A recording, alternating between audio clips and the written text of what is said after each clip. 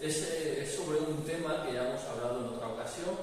El tema es de la paz de Jerusalén y el título es prácticamente igual que el de la otra vez, pedir, orar por la paz de Jerusalén. ¿Sí? Ya hace tiempo que estuvimos hablando sobre este tema. Lo que pasa es que hoy el Señor nos da un enfoque distinto, un enfoque diferente. En aquella ocasión, para quien no se acuerda o no estuvo, simplemente recordar de que hablábamos de que de nada servía que hubiera paz en la ciudad si las personas que viven en la ciudad no tienen paz en sus corazones. Si hay conflictos entre la familia, el hogar, los vecinos, de nada sirve que haya paz en la ciudad y que no haya guerra con otras naciones si no hay paz en el corazón de las personas. Si alguien quiere escuchar esa predicación completa, pues puede entrar en YouTube y pone pedir por la paz de Jerusalén, Ismael Albert, porque aparecerán varios predicadores predicando con ese tema. Pone Ismael Albert y entonces ya te lleva directamente a esa predicación. Tendrás que subir el volumen de tu aparato que estés usando, porque en aquel momento estábamos empezando a usar la cámara y el programa de vídeo y no sabemos usarlo, y entonces tiene un volumen muy bajito, ¿vale? Pero si lo consigues ver en televisión o a través de conectar un aparato de un altavoz de Bluetooth que le puedes subir el volumen, lo podrás escuchar. ¿Sí? Ese es el resumen, era ese. El resumen era de que de nada sirve paz en una ciudad si no hay paz en el corazón. Ahora Dios hoy nos lleva a un enfoque distinto, siendo la paz de Jerusalén también y llevándonos a orar por la paz de Jerusalén.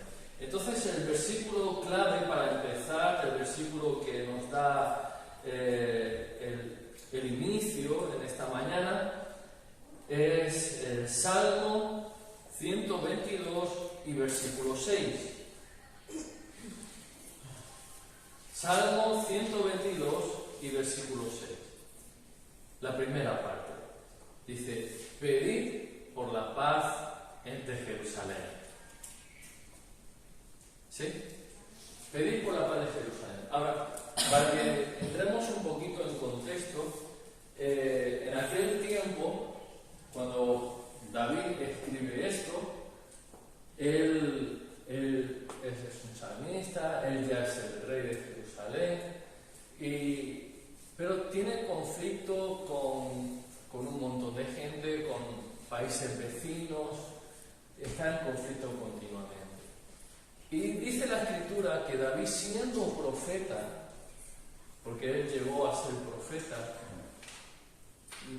quizá no fue profeta por llamamiento, pero fue profeta por causa de que al estar dando en comunión con el Padre, en oración y también en adoración, entonces llegó a profetizar. Y profetizó tanto que entonces sus contemporáneos y todos los demás en el pueblo de Israel tienen a David como profeta.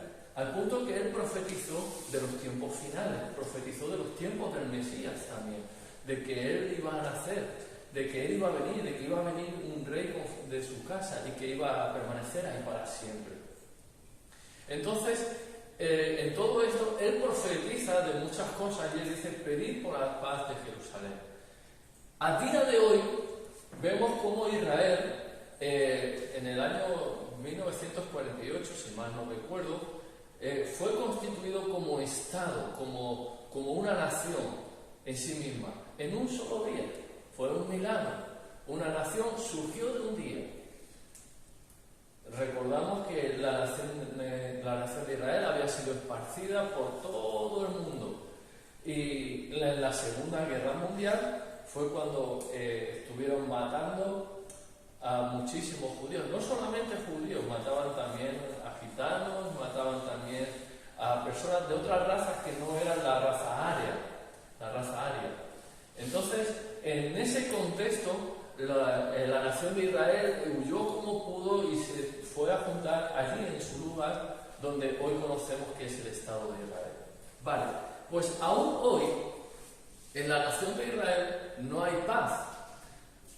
Sabemos que está en constante conflicto con Palestina, con Cisjordania, con los países vecinos de alrededor.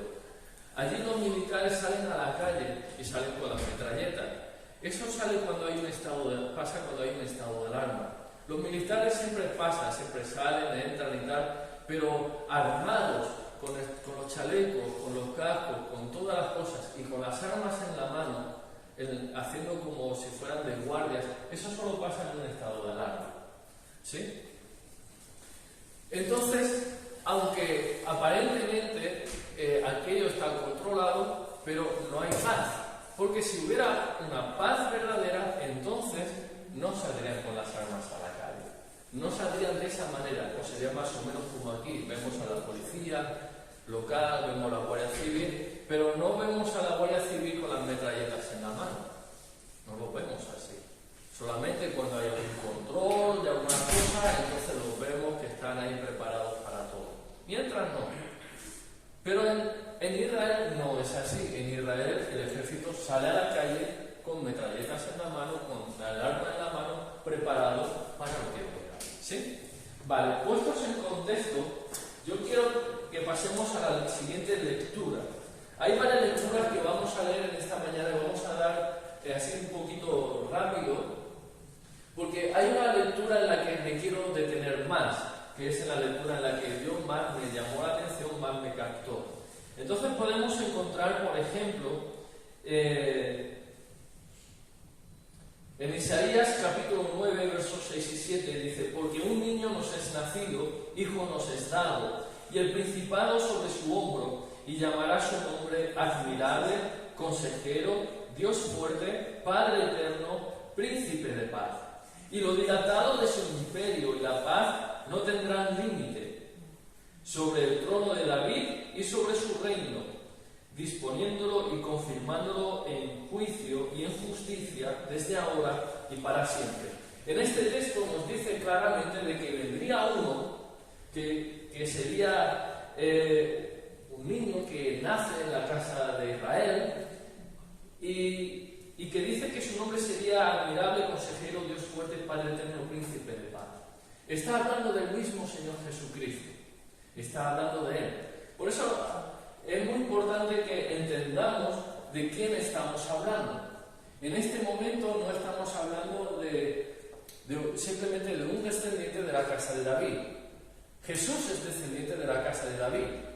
Si su padre hubiera sido José, si el padre de Jesús hubiera sido José, él sería descendiente de la casa de David y tendría derecho legal al trono.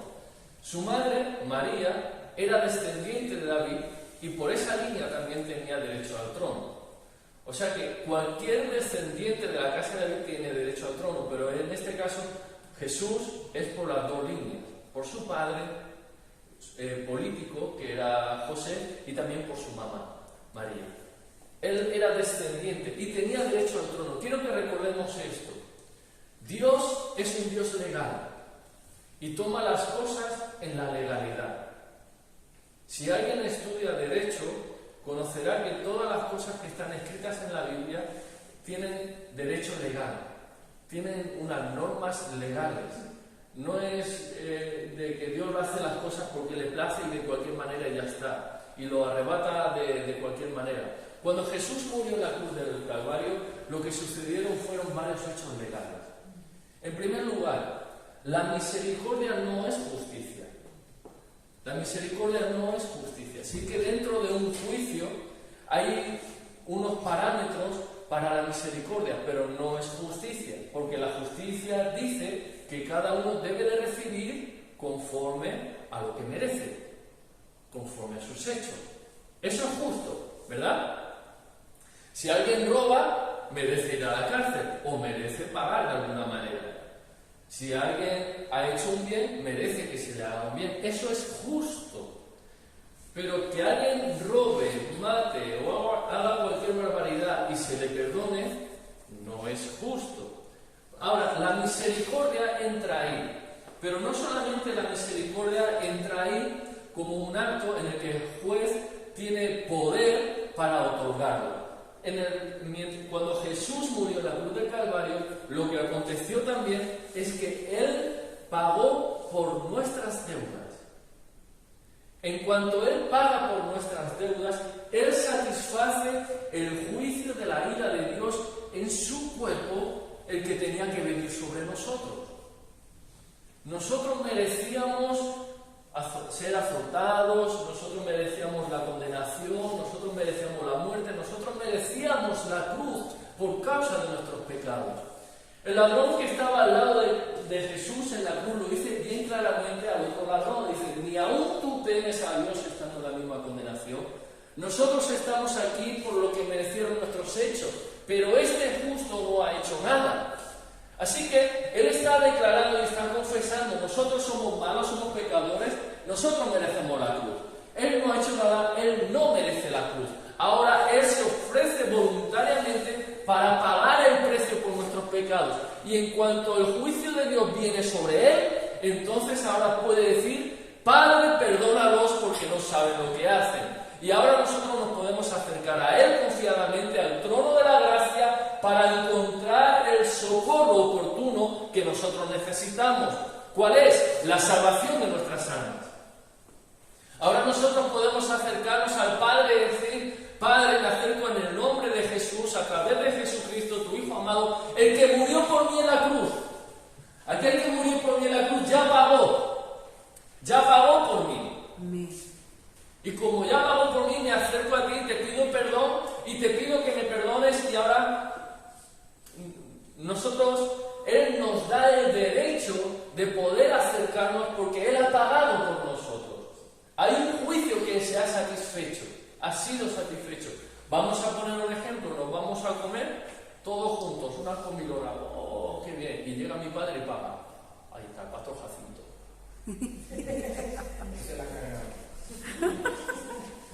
Y ahora cualquier uno de nosotros se acerca a la barra y dice: no, yo quiero pagar mi menú.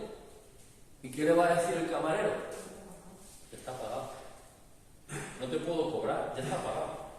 Si no estuviera pagado te podría pagar, te podría cobrar, pero ya está pagado, no te puedo cobrar. Así funciona.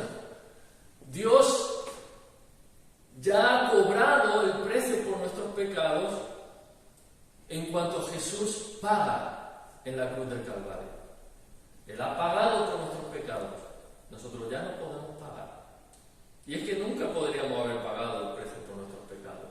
No hay oro, ni tendríamos vidas suficientes. Aunque pudiéramos resucitar una y otra vez, nunca tendríamos vidas suficientes para pagar lo que nosotros le debemos a Dios. Porque la paga del pecado es muerte. No hay manera.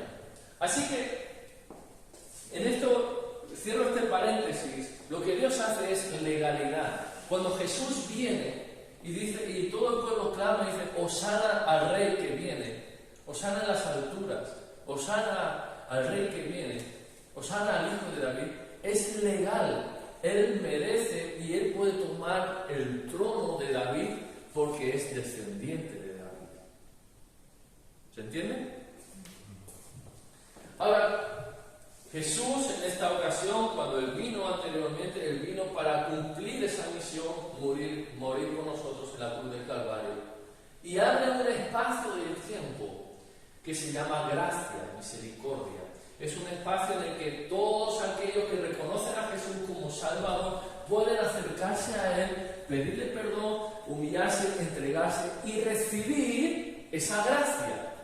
Recibir el perdón por sus pecados y la vida eterna. Y dice que Él es admirable, consejero, Dios fuerte, Padre eterno, príncipe de paz. Amén. En esta ocasión Jesús dice: mi paz os doy, mi paz os dejo, no como el mundo la da. Entonces lo que nos está diciendo, que lo dice bien claramente: en el mundo tendréis aflicción. Sonríe, Jesús te ama. Palabras textuales de Jesús. ¿Alguien está sufriendo aflicción? ¿Nadie? Sí, algunos por aquí. Ok, bienvenido a la realidad, el mundo es así. En el mundo tendréis aflicción, Pero confiad, dijo Jesús, yo he vencido al mundo. Amén. Así que hay una paz que viene de Jesús y que nadie la puede dar. Entonces, en primer lugar quiero que entendamos esto. Es que lo que el mundo, las naciones llaman paz es simplemente un tiempo de no guerra, en el que no hay conflicto entre nación y nación, aunque exista la guerra fría en la que uno se está espiando al otro a ver qué es lo que está planeando, porque no se fía de su vecino, no se fía. Pero Jesús dice, en medio de toda la aflicción, puedes tener paz, porque yo os doy mi paz. Así que hay una paz que da el mundo, hay una paz que da Jesús. La paz que da Jesús ahora mismo es en nuestros corazones. Pero recordemos que la oración de David dice, pedid por la paz en Jerusalén. No solamente en los corazones, sino también en el entorno. Entonces vamos a ir un poco más allá. En el siguiente versículo dice, y lo dilatado de su imperio y la paz no tendrán límite. O sea que no será simplemente una paz que habrá en tu corazón, en mi corazón y en el de cada uno de nosotros, sino que es una paz que no tiene límite. Es una paz que va más allá. Entonces vamos a ver cómo, cuándo y dónde vamos a recibir esa paz, y esa paz va a venir sobre Jerusalén. Estamos orando por la paz de Jerusalén, ¿verdad?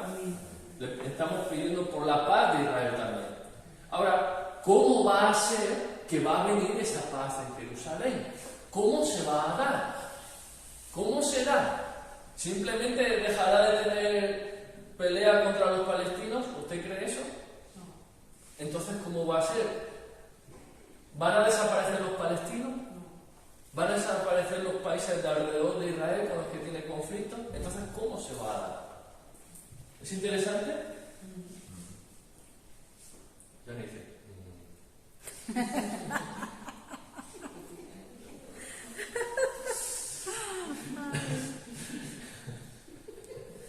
Sonríe. Vale. En Isaías 32:17 dice, y el efecto de la justicia será paz, y la labor de la justicia reposo y seguridad para siempre. Isaías 57:1 y 2 dice, este texto que vamos a leer ahora, Isaías 57:1 y 2, no tiene, al parecer, el contexto no tiene nada que ver con lo que vamos a hablar, pero sí que tiene una connotación que nos va a ayudar, tiene una frase que nos va a ayudar, y quiero que nos va a ayudar a entender el mensaje de hoy, y quiero que lo leamos.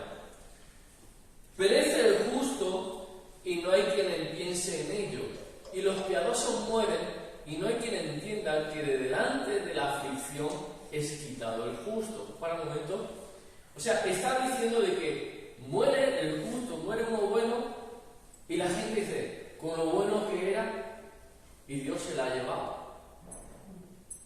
Y no piensan las personas que es que, como dijo Jesús, en el mundo tendréis aflicción, y como dijo también Salomón, todos los días de nuestra vida son dolores y aflicción de espíritu.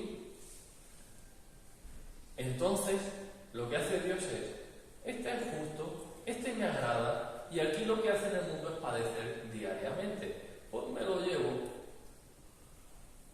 y lo quito de delante de la aflicción. Lo quito de delante del mal. Vamos a poner que estamos en el instituto, estamos en una clase y hay un montón de barullo. Y hay uno que es el que quiere estudiar. Y ahora coges ese y te lo quitas de la clase. Chico, y el profesor puede decir, para uno bueno que tengo que quiere estudiar, es que como quiere estudiar y ese es bueno, ¿para qué lo quiere en una clase que lo está molestando? Pues me lo llevo a otro lugar, donde va a tener provecho. ¿Sí? ¿Sirve? Vale, pues entonces versículo 2, aquí es donde vamos a encontrar esa frase que nos va a ayudar. Entrará en la paz. Entrará en la paz. O sea que Jesús es el príncipe de paz y Él tiene una paz, pero también ahí, al mismo tiempo es un lugar donde existe la paz, y dice, entrará en la paz descansará en sus lechos de todos los que andan delante de Dios. Descansarán en sus lechos todos los que andan delante de Dios. O sea que hay una paz que no es de este mundo. Hay una paz que no existe aquí. Cuando nosotros partamos de aquí, y dice de todos los que andan delante de Dios, o sea, todos los que aman al Señor y viven conforme a sus palabras, conforme a la palabra de Dios. Entonces, cuando nosotros partamos de aquí, entonces dice, entraremos en la paz. Entraremos en la paz.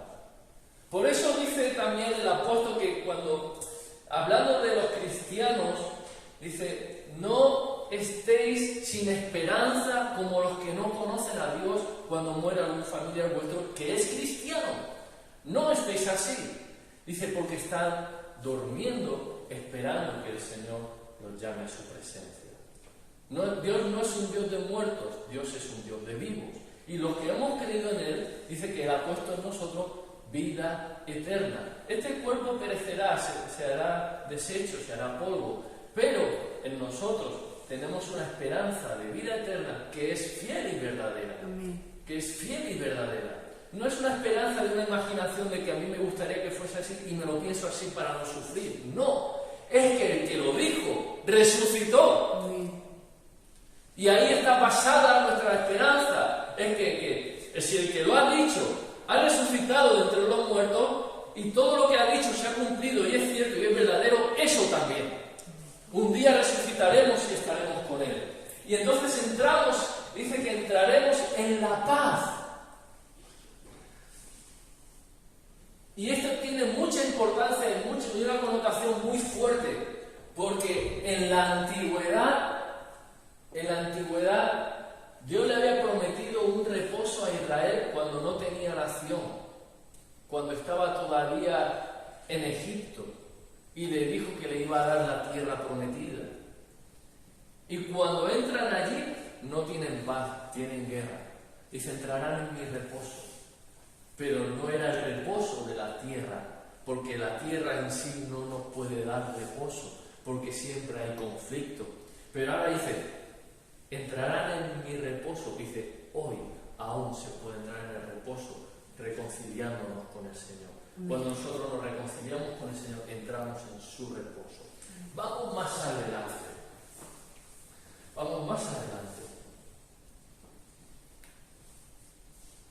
Isaías 66, versículo 12, dice, porque así dice Jehová, he aquí yo extiendo sobre ella paz como un río, hablando de Jerusalén. Y el contexto es como decíamos al principio, de que dice, nacerá una nación en un día, y está hablando del tiempo, ya Isaías estaba profetizando el tiempo en el que la nación de Israel surgiría en un solo día. Pues como decíamos, aunque se formó en un solo día, aún no tienen paz.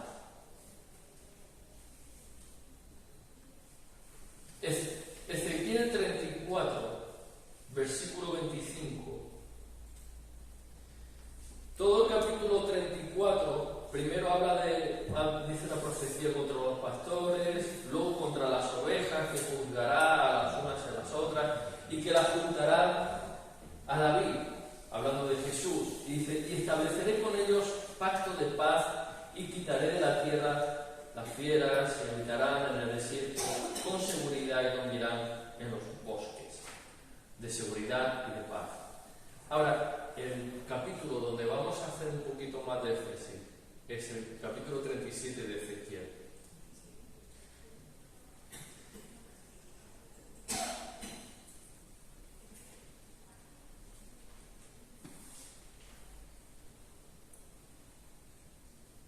Y dice así, versículo 1 en adelante. La mano de Jehová vino sobre mí, y me llevó en el espíritu de Jehová, y me puso en medio de un valle que estaba lleno de huesos, y me hizo pasar cerca de ellos por todo el derredor. Y aquí que eran muchísimos sobre la faz del campo, y por cierto secos en gran manera. ¿A qué se parece esto? Un cementerio. Un cementerio, gracias. Y me ¿vivirán estos huesos? ¿Cuál es la esperanza que nos ha dado el Señor? Que si Él vive, nosotros viviremos. Que habrá un día que se llama el día de la resurrección y que unos vivirán, resucitarán a la vida. Dice, y dije, Señor Jehová, tú lo sabes. Y me dijo entonces, profetiza sobre estos huesos y diles, huesos secos, oíd palabra de Jehová. Así ha dicho Jehová el Señor a estos huesos. He aquí yo hago entrar espíritu en vosotros y viviréis. Y pondré tendones sobre vosotros, y haré subir sobre vosotros carne, y cubriré de piel, y pondré en vosotros espíritu, y viviréis, y sabréis que yo soy Jehová. Así que, cuando yo estaba leyendo esto, a mí me estaba recordando a eso, a ese pueblo de Dios que ha muerto en Cristo y que se ha deshecho su carne. Y podríamos preguntarnos, como hemos dicho, o sea, ¿vivirán estos huesos secos? ¿Vivirán?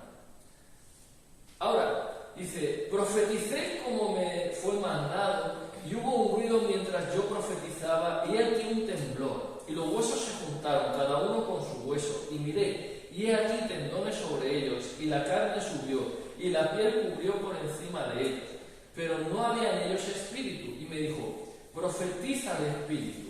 Profetiza, hijo de hombre, y di al espíritu. Así ha dicho Jehová el Señor, espíritu, ven de los cuatro vientos, y sopla sobre los muertos, y vivirán.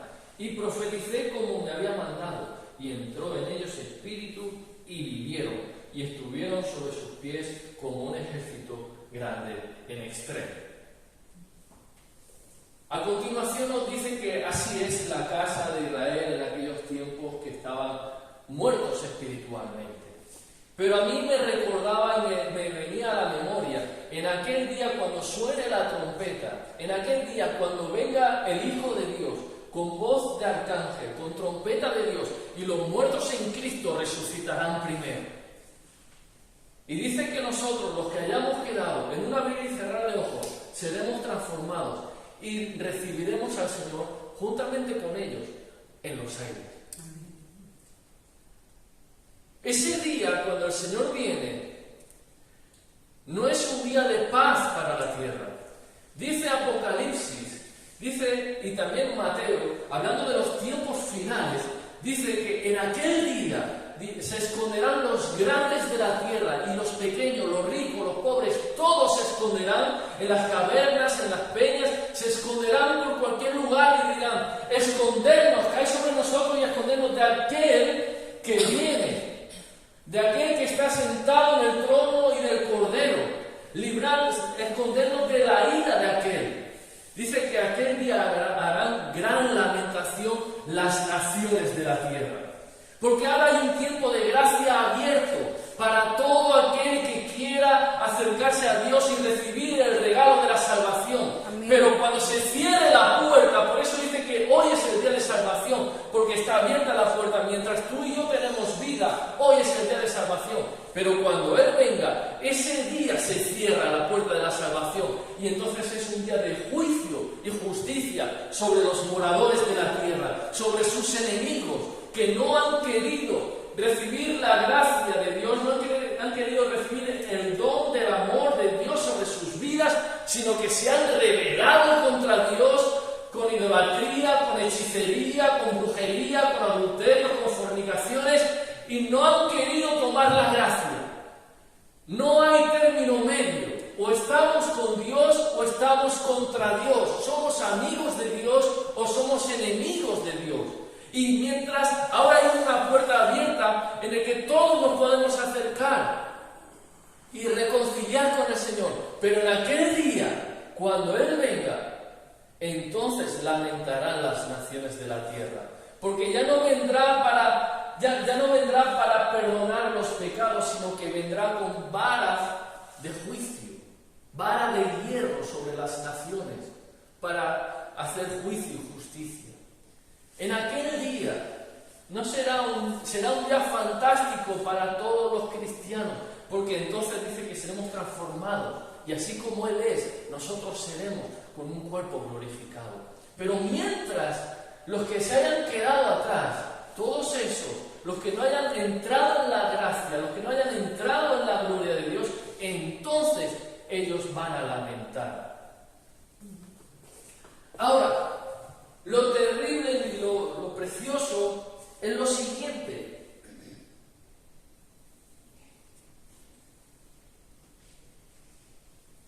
Si siguiéramos leyendo el mismo capítulo, vemos que luego hay una reunión de Israel.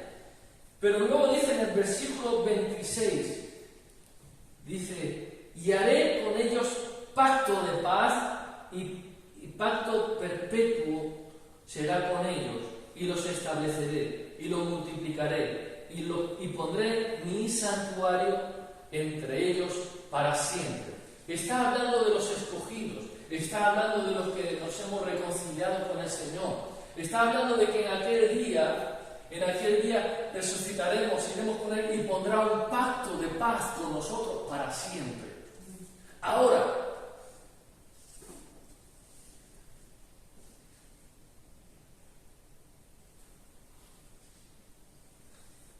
Juan capítulo 5, el verso 28 y 29, Jesús dijo, no os maravilléis de esto, porque vendrá la hora cuando todos los que están en los sepulcros oirán su voz, y los que hicieron lo bueno sabrán la resurrección de vida. En el versículo 25, de donde mismamente estamos leyendo, un versículo anterior dice, habitarán en la tierra que di a mi siervo Jacob, en la cual habitaron vuestros padres. En ella habitarán ellos, sus hijos y los hijos de sus hijos para siempre. Mi siervo David será príncipe sobre ellos para siempre. No está hablando de David, está hablando de Jesús, el hijo de David. Está hablando de Jesús, el Mesías, el que reinaría para siempre y su reino no tendría fin. En el 27 dice, estará en medio de ellos mi tabernáculo y seré a ellos por Dios, y ellos me serán por pueblo. Así que en este texto, en este contexto, no está hablando de la restauración de Israel como nación y ya está, sino que está hablando de aquel día cuando Él venga y entonces ponga su tabernáculo como siempre, su tabernáculo para siempre. Eso lo dice en Apocalipsis. En Apocalipsis dice, capítulo 21 y verso 3. Apocalipsis capítulo 21 y verso 3.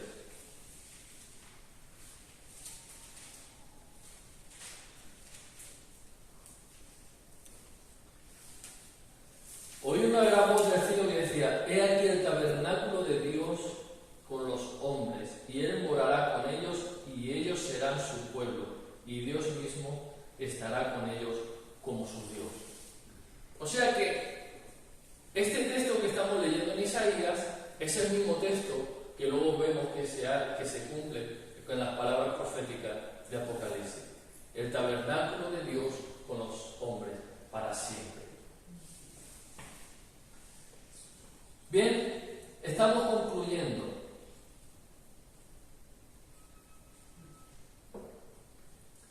Cuando vamos a Apocalipsis, capítulo 18,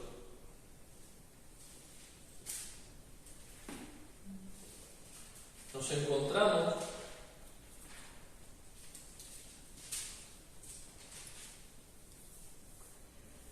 con la caída de Babilonia. En el capítulo 19 está hablando de la Babilonia espiritual, la Babilonia que representa los últimos tiempos. Babilonia, como en aquel tiempo, era un imperio grande y poderoso, pero también lo pone como un símil, y es que Babilonia estaba llena de idolatría, negociaba con todas las naciones de la tierra para enriquecerse, o sea que servía al dinero, el dinero era su Dios también, y servía un montón de ídolos y un montón de cosas. Y entonces dice que en el capítulo 18 dice que cae Babilonia. En el capítulo 19 están las alabanzas en el cielo, y están las bodas del Cordero, y está también el jinete del caballo blanco que pelea y apresa la bestia y el falso profeta. Hay una batalla. El jinete del caballo blanco es el Señor Jesucristo, y pelea contra la bestia y el falso profeta, y dice que son apresados. En el capítulo 19, verso 6 dice: y oí como la voz de una gran multitud, como el estruendo de muchas aguas, y como la voz de grandes truenos, que decía: ¡Aleluya! Porque el Señor nuestro Dios Todopoderoso reina. ¿Amén? ¿Alguien dice amén? Amén. Gracias. El Señor nuestro Dios Todopoderoso reina. En el capítulo 20 vemos que está el milenio, los 1000 años que Jesús gobierna con su pueblo sobre la tierra. Y también vemos el juicio ante el gran trono blanco. Y en el capítulo 21, del 1 al 7, vemos la institución de la paz. Dice: y vi un cielo nuevo y una tierra nueva, porque el primer cielo y la primera tierra pasaron, y el mar ya no existía más. Yo, Juan, vi la santa ciudad, la nueva Jerusalén, descender del cielo, de Dios, dispuesta como una esposa ataviada para su marido, es decir, preciosa. Y una gran voz del cielo que decía: he aquí el tabernáculo de Dios con los hombres, y Él morará con ellos, y ellos serán su pueblo. Y Dios mismo estará con ellos como su Dios. Enjugará Dios toda lágrima de los ojos de ellos, y ya no habrá muerte, y ya no habrá más llanto, ni clamor, ni dolor, porque las primeras cosas pasaron. Y esa es la institución de la paz. No hay más aflicción. Todas las aflicciones pasaron. ¿Te preocupa la muerte? Ya no hay más muerte. Cualquier preocupación que te hace llorar ya no va a existir. La enfermedad que te da dolores en el cuerpo y te da malestar ya no va a existir. Y entonces dice que todo eso desaparece y que lo que queda, paz. No solamente paz en nuestros corazones, sino paz verdadera. Ahora, la paz llega a Jerusalén, para concluir. La paz llega a Jerusalén cuando Jesucristo, el Rey, tome posesión de su trono. Tome posesión del trono en Jerusalén. Cuando Él llegue, entonces con Él llegará la paz. Cuando Él venga en el cielo, entonces lamentarán todas las naciones de la tierra. Nosotros seremos arrebatados. Pero entonces vienen los juicios de Dios sobre la tierra. Pero cuando Él se siente sobre su trono, entonces viene la paz a Jerusalén. Y esto es precioso, esto es tremendo. Porque hemos leído: lo dilatado de su imperio y la paz no tendrán límite. Pon las imágenes, por favor. Le pedí a Frank que tomara unas imágenes de unos imperios, porque hay naciones que son pequeñas y hay naciones que son grandes. Pero los imperios ya de por sí son grandes. Nabucodonosor se lo conocía por ser rey de reyes.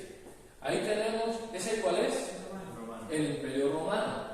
Vemos todo lo que alcanza, desde la parte de España, también parte del Reino Unido, Francia, Alemania. Vemos que llega a Siria, Israel, Siria, Mesopotamia, Armenia, Egipto, todo el norte de África. Es muy grande. Pon el otro también, por favor.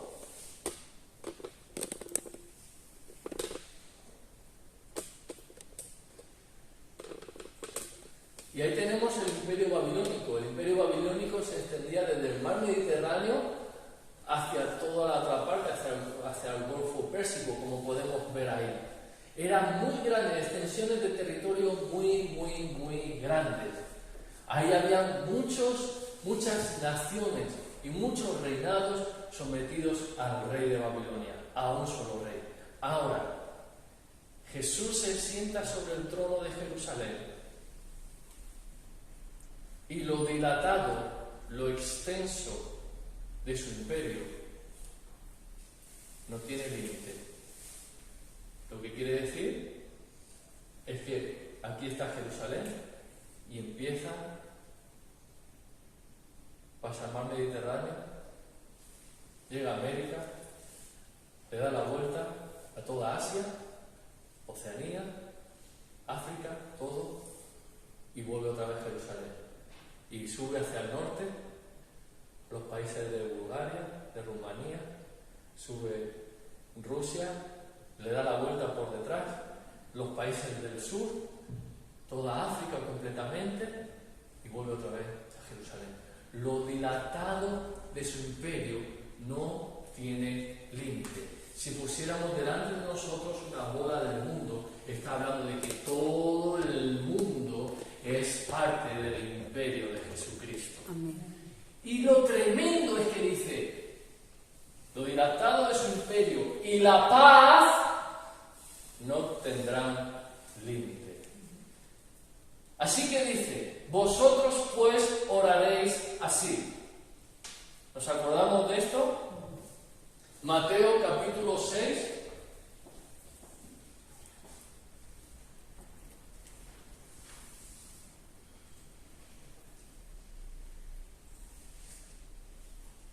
Versículos 9 y 10. Lo ponemos en pantalla. Esto vamos a leerlo juntos. Mateo capítulo 6, versos 9 y 10. Dice, vosotros oraréis así.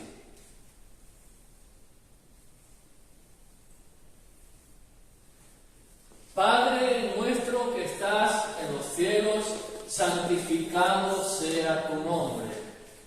Venga tu reino, hágase tu voluntad como en el cielo, así también en la tierra. Amén. Amén. Lo que está diciendo que cuando nosotros estemos pidiendo de que venga tu reino, no es que venga tu reino y que las almas se salven y ya está. Lo que está diciendo es, venga tu reino, establécete tú como rey en Jerusalén, gobierna sobre las naciones de la tierra y toma el imperio, toma el poder, toma todas las naciones, gobierna sobre el globo terráqueo. Señor, sé tú el rey, venga tu reino, ven tu Señor. Y cuando Él venga y tome esa posesión y tome el reinado, entonces no habrá límite de paz. La paz no tendrá límite, no habrá nada que estorbe la paz. No habrá nada que estorbe a la paz en nuestros corazones y también en el mundo. Armonía. La palabra enseña en uno de los profetas y dice que el león y el cordero dormirán juntos. Y que estarán pastando juntos, estarán comiendo juntos. Y el león no se va a comer al cordero. No hay nada, no habrá nada que ponga límite a la paz. La paz no tendrá límite. Así que cuando usted está orando, venga a tu reino, usted está diciendo algo mucho más que ven a mi corazón a vivir y pon paz aquí, que haya armonía en mi casa. Está diciendo, ven sobre Jerusalén y gobierna las naciones de la tierra, porque necesitamos un rey como tú. Necesitamos un rey como tú, que ponga orden en todo el caos que hay aquí en este mundo. Necesitamos a alguien que venga y que ponga justicia, porque el efecto de la justicia será paz. Necesitamos que vengas tú, Señor, a reinar y a gobernar. Necesitamos que venga. Ven, Señor Jesús. Ven, Señor Jesús. Y la esposa, la iglesia dicen, ven, Señor Jesús. Amén. Y el Espíritu dice, ven, Señor Jesús. Amén. Amén. Amén. Así que quiero que quedes con esto en esta mañana. No solamente en que Dios pone paz en nuestros corazones, que sí que lo pone y que es importante para mientras estamos aquí y Jesús no ha venido, pero que estamos anhelando y deseando el día que Él venga a reinar y a gobernar sobre las naciones de la tierra, porque entonces veremos algo que nunca nadie jamás ha visto. Veremos cómo hay armonía, cómo hay paz, cómo hay todo está bien orquestado, todo está bien. ¿Alguien me ayuda? Todo está bien. Todo está bien. Todo está bien. No hay, en aquel día no habrá que pensar o vamos a crear armas por si a otra nación se le ocurre hacer otra cosa. No, porque Dios, nuestro Dios, reina. Amén. Amén. Amén. Así que quiero que quedes con esto. Si todavía no tienes a Jesús en tu corazón, es el tiempo de aceptar a Jesús en tu corazón. Amén. Porque el día vendrá. Dice que el día viene. El día viene. Ese día va a venir. Si todavía no tienes a Jesús en tu corazón, es el tiempo. Si tienes a Jesús en tu corazón, no te descuides. No te descuides. Porque los que perseveren hasta el final, esos serán salvos. Amén. No te descuides, no descuides la salvación. Persevera en la salvación. Y si ya tienes a Jesús y estás perseverando, pues te animo a que tengas expectativa de aquel día cuando Él venga y que te prepares para cuando Él venga, para recibir ese momento glorioso. Porque cielo y tierra pasarán, pero sus palabras no pasarán. Amén. Y lo que Él ha dicho se cumplirá. Amén. Amén. Así que vamos a terminar aquí la palabra, el mensaje. Cerramos un momento los ojos.